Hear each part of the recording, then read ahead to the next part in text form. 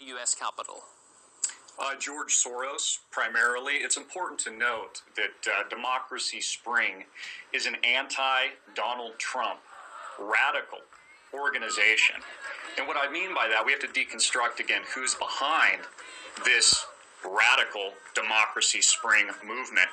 You just have to do a basic internet search to know that George Soros, the billionaire, funds groups like MoveOn.org, also organizations like the Institute for Policy Studies and Demos that fund these radical events in Washington, D.C. So there's certainly an organic element here.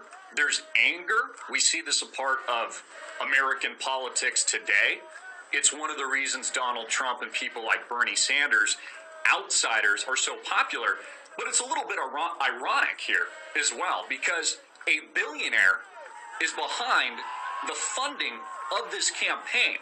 And aren't the people on the ground being arrested now supposed to be against billionaires funding money and politics? So really what this is, in my opinion, is social engineering. This is social chaos instituted by the likes of billionaires like George Soros. And again, this is anti-Donald Trump. We saw the same thing with the violence and a rally having to be canceled at the University of Illinois in Chicago not too long ago. So we need to ask that question first.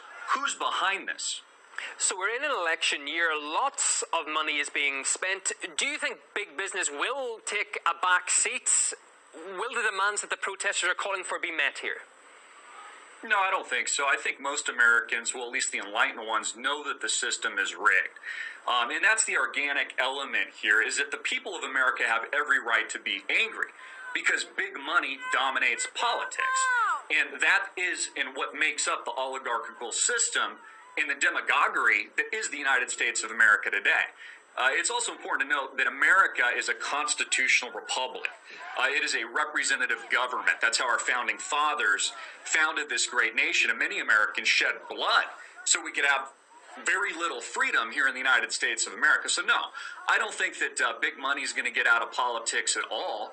I think that the election has already been decided. If we're looking at 2016 here, the global elites, people like George Soros, have contributed $6 million plus to super PACs supporting people like Hillary Rodham Clinton.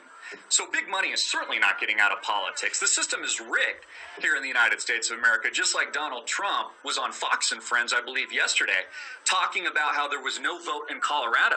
There was no primary vote. So Ted Cruz stole, even though it's legal, all the delegates in Colorado. Does that sound like a democracy to you? So the people on the ground, and I noticed one of your reporters had also been arrested, they're right when it comes to that. And the American people should be angered, but we should be shining a giant spotlight on the real criminals. People like Hillary Clinton, people like Barack Obama. These are the enemies.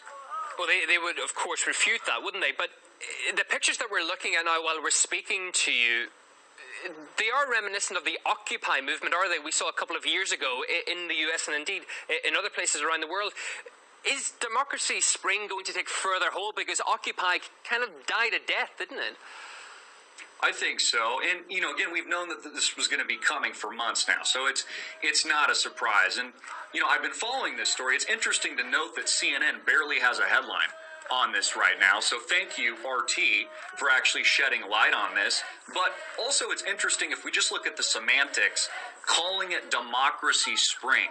Of course, anyone enlightened knows that the Central Intelligence Agency here in the United States, the U.S. and our allies, organized and engineered covertly and was a large part of what we saw with the Arab Spring protests not long ago, toppling governments in countries like Egypt with revolution and re-revolution, the ouster and indirect murder of Libyan leader Muammar Gaddafi, all of that engineered by the West, the United States of America. Again, not that there's not organic qualities, and not that these leaders like Muammar Gaddafi weren't despots or horrible dictatorial figures, but we know who's really behind this. Just like we see a Democracy Spring movement here in the United States today, which is backed by George Soros.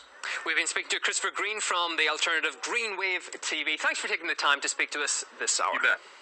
Thank you.